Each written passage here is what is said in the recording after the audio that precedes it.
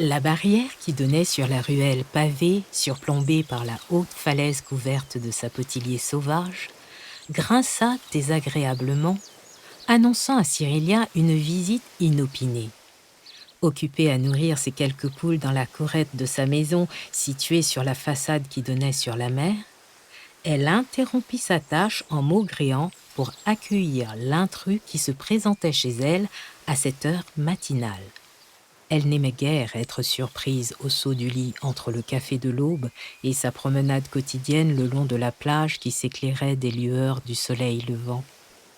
Un rituel quasi immuable exigeait que la marche soit suivie d'un bref bain de mer, d'une longue douche, puis du démêlage de son épaisse chevelure de capresse qu'elle enduirait abondamment de vaseline locale avant de la tresser en couronne. Elle reconnut sans hésiter la voix claironnante de sa voisine, Cyrilia, la lavandière Renélise Belle-Humeur. j'ai dit bonjour. J'ai répondu commère. Et comment va ta vie? Pas trop mal, grâce à Dieu. Entre donc, ma fille. Tu tiens bon? Sans faiblesse, Cyrilia, et je ne te dis qu'une chose, honneur. La même chose pour toi, ma sœur. Et je te réponds respect. Cyrilia précéda l'arrivante belle chabine à la quarantaine opulente jusqu'à la courette. Tu arrives avec le soleil, ma commère. Que dirais-tu d'une petite promenade matinale sur la plage? J'ai coutume de me rendre tous les jours jusqu'au ponton. J'ai déjà marché mon compte pour venir te rendre visite, voisine. Et depuis quelque temps, je souffre un peu des jambes. Tu n'aurais pas dû abuser de tes forces pour me visiter, Renélise. Je viens à peine de me réinstaller dans la vieille maison de ma pauvre maman. Il faudra consolider le toit, il fuit un peu. Renélise tendit à Cyrilia un grand coulis débordant de poissons frais. C'est vrai que tu as dû déménager, ma pauvre. Mais regarde un peu ce que je t'ai apporté pour te réconforter.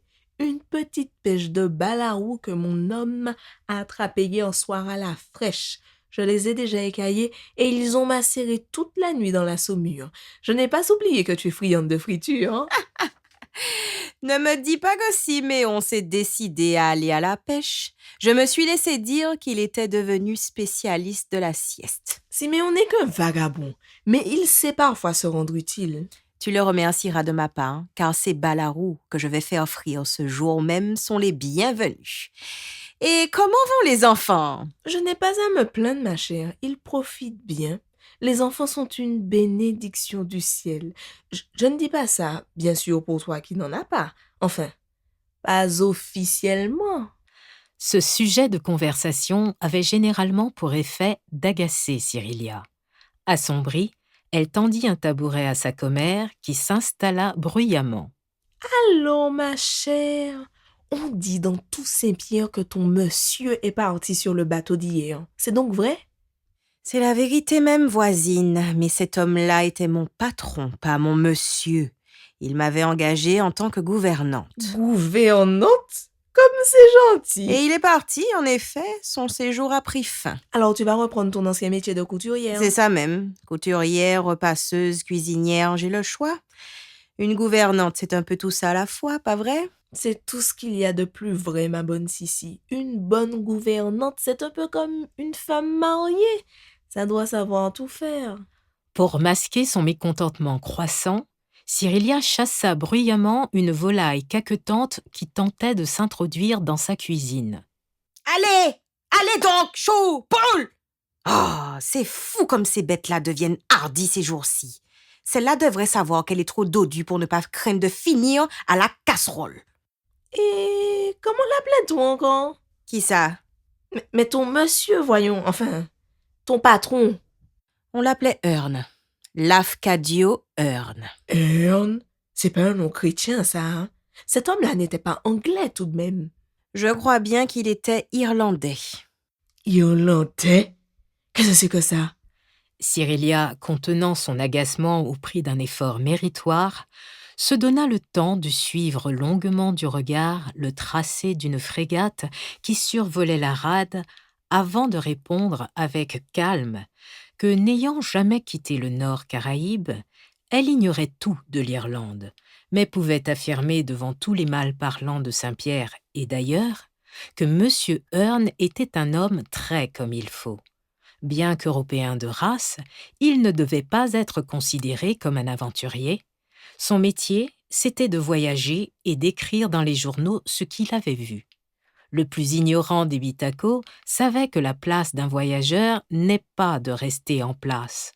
Sa commère ayant eu l'audace de mettre en cause l'existence même de cette étrange occupation, se vit répondre vertement que celle-ci portait un nom et que son ancien employeur était ce que les Blancs appellent un gazetier. Peut-être René-Lise avait-elle aperçu sur le port les jeunes garçons qui vendaient à la criée des feuillets imprimés exclusivement destinés, il est vrai, aux gens qui savaient lire et écrire. La rieuse voisine n'était pas femme à se laisser désarmer par des arguments intellectuels. On dit que ce monsieur-là aimait beaucoup bavarder avec toi, hein? On dit beaucoup trop de choses, selon moi. Monsieur Hearn était un esprit ouvert et éclairé, un savant. Il s'intéressait aux choses et aux gens des pays qu'il traversait. Aux gens surtout, d'après moi. Il voulait tout savoir de la vie de Saint-Pierre. Il avait même appris le créole. Le créole, comme un béquet gouillave? Son hôtesse lui ayant fait aigrement remarquer que le créole était la langue la plus couramment parlée à la Martinique, elle comprenait mal le mépris dont l'accablaient certains de ses locuteurs. Son ami lui répondit sur le même ton qu'il ne fallait pas se leurrer. Les pauvres parlaient créole et les riches, même quand ils connaissaient le parler du peuple, savaient s'exprimer en français. C'était comme ça et pas autrement. Une langue pour les nantis, une langue pour les miséreux et à chacun son compte. En tout cas, le créole est bel et bien notre langue à toutes deux. C'est lui que nous avons bu avec le lait de notre mère. Permets-moi quand même de te féliciter, ma bonne amie. Il est évident que tu as fait d'énormes progrès en français. Puisque ton employeur étranger aimait tant bavarder avec toi, il a dû prendre grand plaisir à t'enseigner sa langue. Au fait, c'était l'anglais ou le français? Sa langue de naissance était l'anglais, mais il parlait le français mieux qu'un béquet des mornes. Et tu peux me croire, Lilise. Ici même, c'est plutôt moi qui lui donnais des leçons. Sa voisine, faussement étonnée, lui rappela que si elle avait bonne souvenance, la pauvreté de leurs parents respectifs leur ayant interdit une fréquentation durable de l'école du bourg, elle n'était pas plus instruite l'une que l'autre. Elle ne pouvait donc que s'étonner. Qu'est-ce que le savant venu d'ailleurs avait bien pu apprendre de son ignorante commère? Tout. Comment ça, tout? Je lui ai appris les choses de la vie. Ma fille, les choses de la vie? Mais comment tu parles? Tu as juré de me faire mourir de rire. Il n'y a là rien qui puisse égayer une honnête femme. Je lui ai appris ce que je savais de la vie qu'on mène ici dans la mer, la terre, le ciel, les montagnes, les saisons. Quelle chaleur, ma fille. On se croirait en plein carême mais je meurs de soif. Voilà que je manque à tous mes devoirs.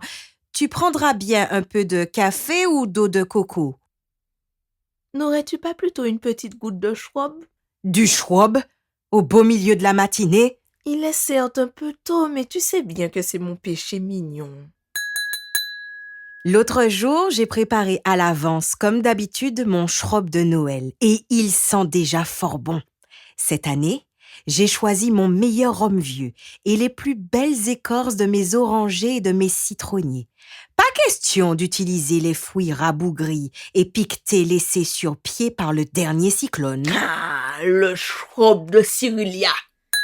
C'est la liqueur de Noël et on doit, pour commencer sa préparation, s'y prendre un an avant, hein, dès la fin de la fête précédente. Comme c'est la saison, on garde la pluche des oranges vertes bien mûres en prenant soin d'enlever les parties blanches. Si Dieu veut, il fait beau et j'en profite moi-même personnellement pour faire sécher les peaux au soleil pendant 2 ou 3 jours. S'il pleut en saison, C'est signe que je peux jeter mon schrob, parce qu'il aura assurément viré allègre et pris goût d'amertume. mais s'il a pris suffisamment de soleil, je sais qu'il sera aussi doux que le miel de Campèche. C'est à ce moment-là que j'ajoute mon rhum blanc. Un vrai cœur de chauffe. pas du tafia pour y faire macérer les écorces sèches. Il faut alors sucrer avec le sirop de canne et parfumer avec la gousse de vanille fondue en deux et quelques bâtons de cannelle. Il ne reste plus qu'à mettre la bouteille dans un endroit frais et à la laisser reposer jusqu'à la sainte nuit en rajoutant des écorces à chaque fois qu'on mange une orange.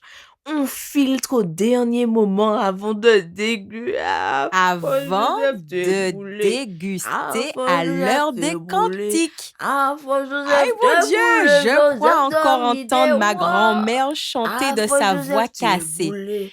Afo Joseph t'es boulé, Afo Joseph t'es boulé, Joseph dormi des rois. René-Lise, ravie, laissa son hôtesse faire le service. Celle-ci lui versa une large rasade du breuvage mordoré et, bien à contre-cœur, dut, par politesse, en verser quelques gouttes dans son verre. Elles trinquèrent et burent en silence. Savourant la liqueur odorante, la voisine fit claquer sa langue avec gourmandise. Je n'ai jamais rien goûté d'aussi délicieux, ma chère. Dis-moi, comment as-tu rencontré ce beau monsieur? Monsieur Hearn? Je l'ai rencontré devant un corosol. Un corosol? Assez faire la fête avec moi, Sissi. Que j'aille en enfer si je mens. Je l'ai rencontré au marché de Saint-Pierre. Assez dire. J'étais en train de choisir mes fruits à l'étal de mon doudou. Brusquement, j'ai vu une grosse main blanche jaillir derrière moi. Elle a saisi un corosol. Aïe, pour Dieu, une main d'homme? Et toi, qu'as-tu fait? Tu me connais, ma commère. J'ai le sang vif. Je n'ai fait ni une ni deux. Je me suis retournée flap pour faire face au possesseur de la main et je l'ai toisé des pieds à la tête. C'était un homme blanc, d'une 40aine d'années, de haute taille et à la peau rougie par le soleil. Il était vêtu d'un costume de drill blanc, plutôt chiffonné et coiffé d'un large panama de la même couleur. J'ai mis mes 2 poings sur mes hanches et je lui ai dit froidement « Monsieur, nous autres, Pierrotins de souche, nous avons coutume de choisir la nourriture avant de la toucher. Nous trouvons ça plus sain. » Fiche que tu es fondée, ma fille. Ne me dis pas que ce monsieur ne s'est pas fâché. Non seulement il ne s'est pas mis en colère, mais il a éclaté de rire. Il est devenu encore plus rouge et il a ôté son chapeau et m'a répondu avec son drôle d'accent. Madame, je veux bien acheter cette curieuse sauce dès que je saurai s'il s'agit d'un fruit ou bien d'un légume. Comment ça se cuit et comment ça se mange. On dirait une grosse poire verte hérissée de pointes douces. Cet homme-là n'avait jamais vu un corosol? Ça n'existe pas chez lui. J'ai dû lui expliquer que le corosol était un fruit. Redevenues un instant aussi complices qu'au temps de leur enfance, elles éclatèrent de rire simultanément et prirent le temps de déguster un doigt de schrob. René-Lise alluma tranquillement sa pipe tandis que Cyrilia continuait son récit. L'affable étranger, en quelques instants, avait appris à la jeune femme qu'il venait tout juste de débarquer en Martinique, qu'il comptait demeurer un certain temps à Saint-Pierre, qu'il était à la recherche d'une maison, d'une gouvernante pour s'occuper de la maison, qu'il avait quelques économies et qu'il travaillait pour un journal américain. Américain? Il paraît que ces gens-là ont les poches cousues d'or. C'est sans doute ce qui m'a poussé à lui proposer mes services. Je n'ai fait ni une ni deux. Je lui ai dit comme ça, sans mari et sans enfant, je cherchais justement du travail et que je pourrais à coup sûr le piloter. Et qu'est-ce qu'il a répondu? Quel est votre nom? Cyrilia Magloire. Il a trouvé que c'était un joli nom qui me seyait à ravir et m'a donné le sien. On m'appelle Hearn, Lafcadio Hearn. Et je crois bien que je viens de faire une rencontre importante. Cyrilia, je suis correspondant pour un journal américain et je compte passer 1 ou 2 années dans votre beau pays. Si vous le souhaitez, ma chère, considérez-vous comme engagé. Yes, votre prix sera le mien. Eh bien, ma commère, il paraît que le toupet profite. Et qu'est-ce que vous avez fait, lui et toi, après? Après? Mais je lui ai fait faire le tour du marché. Tu sais bien que les marchandes ne coquinent pas les gens que je leur présente. Il s'attarda particulièrement devant l'étal où nous avions fait connaissance. Il était très fier de reconnaître plusieurs fruits et légumes qu'il avait déjà vus et goûtés aux États-Unis, où il avait vécu, et surtout à la Nouvelle-Orléans, une ville où, à ce qu'il se disait, les créoles foisonnaient. Il y avait souvent dégusté de la patate douce, des gombos, des ignames et de l'ananas, mais il s'attarda avec curiosité sur les fruits à pain, les christophines, les quénettes, les sapotilles, les pommes lianes, les caïmites et les prunes citères. Il était curieux de toutes les nouvelles saveurs et de chaque parfum inconnu de lui. Et les marchands amusés prenaient plaisir à lui offrir quelques fruits pour le voir y goûter sans manière, en manifestant comiquement son étonnement ou son ravissement. En quelques heures, le voyageur s'était attiré la sympathie de toutes les commères du marché. À peine une semaine après, nous étions installés, lui et moi, dans la haute maison de pierre qui avait appartenu à feu Mademoiselle Scolastique, la vieille maîtresse d'école à 2 pas du phare et de la mer Caraïbe, toute proche où se croisaient quantité de navires venus du bout du monde. De la véranda, on pouvait tout à loisir admirer la majestueuse silhouette de la montagne pelée, souvent couronnée de nuages laiteux. J'étais pour toute bon la maîtresse de maison, car monsieur n'aimait guère commander. Il me donnait l'argent du ménage et j'étais chargée de m'occuper de tout. De tout? De tout! René-Lise, quelque peu agacée par le ton triomphant de sa commère, lui fit remarquer qu'on pouvait s'étonner de la confiance de cet étranger qui, sans la connaître, lui avait accordé tant de responsabilités. On comprenait que certaines mauvaises langues aient pu comparer cette invraisemblable générosité à celle des riches béquets qui installaient dans leurs meubles leur belle favorite mulâtresse. Ce n'était pas le cas, Lélise. Mon emploi était limité, vois-tu, et les meubles étaient ceux du patron, pas les miens. Il est vrai qu'il m'en a fait cadeau en partant. Cadeau royal, ma chère. C'est vrai.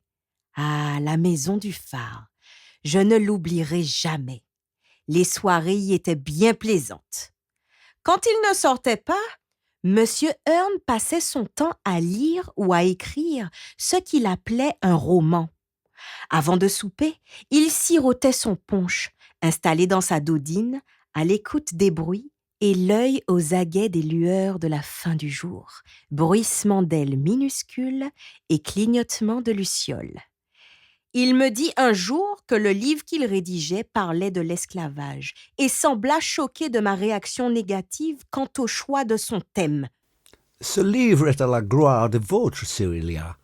C'est l'histoire d'une jeune nourrice noire nommée Yuma qui, pendant une révolte d'esclaves, se sacrifie pour ne pas abandonner le nourrisson blanc qu'elle a élevé, refuse de le livrer aux flammes qui, allumées par le mutin, ravagent la plantation de ses maîtres. Mon patron sembla étonné de savoir que malgré son thème édifiant, ce récit n'avait pas l'heure de me plaire. On ne parle pas de certaines choses et l'esclavage n'est pas un sujet de récit. Mes parents, sans mot dire, m'ont appris que la seule chose à faire était de prier Dieu pour le remercier d'avoir permis son abolition. Je ne sus jamais si mon envolée avait réussi à convaincre Monsieur Hearn, car il garda le silence, tirant sur sa pipe d'écume, appuyé contre la balustrade de la véranda, plongé, comme à son habitude, dans la contemplation du coucher de soleil. Puisque tu parles de son souper, je suis bien certaine, ma pauvre, que c'est en lui faisant la cuisine que tu as dû connaître tes pires moments à ses côtés. On m'a dit que ces gens d'ailleurs ne se nourrissent pas comme tout le monde. On m'a parlé de viande presque crue, gorgée de sang, et pire encore de grenouilles et d'escargots en fricassé. Quelle pitié! Grâce à Dieu, le cher homme ne voulait que du manger local et il appréciait fort les épices. Je n'aurais pu, tu peux m'en croire, demeurer auprès d'un mangeur de grenouilles. Et tu ne t'ennuyais jamais avec ton patron? Impossible de s'ennuyer avec lui, ma bonne amie. Après le dîner, nous avions toujours de longues discussions et sur des tas de sujets. C'était un homme si naïf Et il était aussi gourmand qu'un chat, et il appréciait bien ma cuisine. Son plat préféré, c'était le gratin de Christophine. Je cueille, je lave et je coupe en deux des Christophines à maturité dans le sens de la longueur, et je les plonge dans une casserole d'eau froide salée. Je laisse bouillir, puis cuire pendant 20 minutes. Après ça, j'égoutte les Christophines, je les creuse avec une cuillère pour en retirer la chair et je mets de côté leurs écorces. J'écrase la chair au pilon et je la presse dans un torchon pour en faire sortir l'eau. Je trempe une tranche de pain dans le lait et je l'émiette. Dans la poêle à frire, je fais revenir un morceau de lard avec 3 cuillères de farine. Il faut bien mélanger et lorsque ça a pris couleur, je verse dessus un petit verre de lait et je mélange encore bien comme il faut. Quand ça bouillonne, j'ajoute la purée de Christophine et le pain et je mélange le tout sur feu doux avec sel et poivre. Après ça, je n'ai plus qu'à remplir les écorces avec ma préparation, je râpe dessus quelques croûtes de pain rassis et je recouvre d'une feuille de banane pour faire gratiner. Il en réclamait tout le temps et je faisais semblant d'être vexée en me plaignant qu'il n'ait pas remarqué mes desserts. Je lui disais « Le gratin? Toujours le gratin? Pas un mot sur mon dessert. Vous n'avez pas aimé mes bananes flambées? » Il s'en défendait toujours, affirmant qu'il appréciait fort les douceurs gâteaux patates, tourments d'amour, chadets glacés, sorbet coco et surtout mes bananes flambées. Fallait l'entendre quand il disait ça. Il en avait plein la bouche. On aurait juré qu'il dégustait les mots. Je l'entends encore. Cyrilia, my dear, j'adore vos bananes flambées. C'est là que je l'attendais. On n'adore que Dieu, monsieur Hearn. Mais il était flatteur, comme tous les hommes malins. Ma chère Cyrilia, peut-être est-ce une façon d'adorer Dieu que d'apprécier les excellentes bananes qu'il a créées. Ne m'avez-vous pas parlé de manques qu'on appelle ici les divines? Tu me connais, j'aime bien avoir le dernier mot. Je lui demandais de ton acerbe si nous autres, braves gens de la Martinique, étions pour lui, dans notre simplicité, un sujet d'amusement. Tu penses bien que j'avais remarqué que, dans ces cas-là, il se demandait toujours si j'étais réellement humiliée ou si je me moquais de lui. Il me dit qu'il avait été prévenu dès son arrivée de notre susceptibilité à nous autres, gens de couleur. Lorsque piqué au vif, je l'interrogeais sur l'origine de ces intéressantes informations. Il parut si gêné que je compris qu'elle ne pouvait venir que des bars malfamés de Saint-Pierre qui avaient été son quartier général avant qu'il n'ait eu la chance de me rencontrer. Je ne prenais pas de gants pour lui reprocher ses jolies fréquentations, marin et fille de joie auxquelles je le soupçonnais encore de rendre visite à la nuit tombée dans les bouges du quartier des Docks. Lorsqu'il était d'humeur badine, il préférait détourner la nouvelle direction prise par la discussion et tentait de s'en tirer avec une facétie. Un Martiniquais, c'est un marquis nu-pied. Si nous sommes susceptibles, monsieur, c'est que nous avons quelques raisons de l'être. Le passé nous a dérespectés. Il faudrait apprendre à tenir ta langue, ma commère. Ta grand-mère ne t'a donc pas appris que toute vérité n'est pas bonne à dire? Tu sais que la parole n'est pas charge à la bouche. Non seulement M. Hearn me laissait dire tout ce que j'avais à dire, mais il me demandait de parler librement. C'était un homme blanc, mais un homme blanc tout à fait particulier. Comment dire? C'était un homme qui aimait écouter Un homme qui aimait écouter les femmes. On aura tout vu. D'après moi, hein, que l'œuf soit noir ou blanc, il sort du cul de la même poule. Je me souviens d'un soir, après dîner, c'était au tout début. Je desservais son couvert, sans mot dire, comme j'avais toujours fait depuis que j'avais été engagée pour tenir sa maison. Avant de me retirer, je lui ai demandé si mon service lui convenait. Et à mon grand étonnement, il m'a courtoisement prié de m'asseoir avant de m'annoncer qu'il avait en effet quelque chose à me reprocher. Je m'inquiétais immédiatement, car bien que mes talents de cuisinière aient souvent été reconnus, certains m'ont déjà reproché d'avoir la main trop lourde en sel et de trop épicer mon manger. Mais M. Hearn me rassura. Selon lui, Mon assaisonnement du Blaf était à point et mon boudin créole était le plus parfumé de l'île.